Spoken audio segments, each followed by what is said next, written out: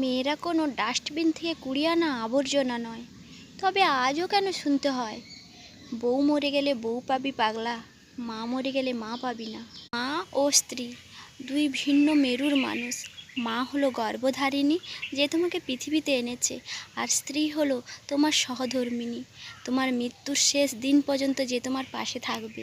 লাগলেও এটাই সত্যি, বাবা মা কারোর চিরদিন থাকে না, কিন্তু তোমার মৃত্যুর শেষ দিন পর্যন্ত তোমার স্ত্রী তোমার সঙ্গে থাকবে। মৃত্যুতে তোমার মা যেমন হবে সন্তানহারা, তেমনই তোমার স্ত্রীর মৃত্যুতে তার সন্তান হবে তার মা হারা। আর ভেবে দেখো তো, তুমি তোমার বাবা মা ভাই দাদা সবার সঙ্গেই থেকেছো, কিন্তু তোমাকে ভালোবাসতে গিয়ে যে তার আত্মীয় স্বজন ছেড়ে এসেছে, তার প্রিয় বাবা মাকে ছেড়ে এসেছে, সে তোমার স্ত্রী।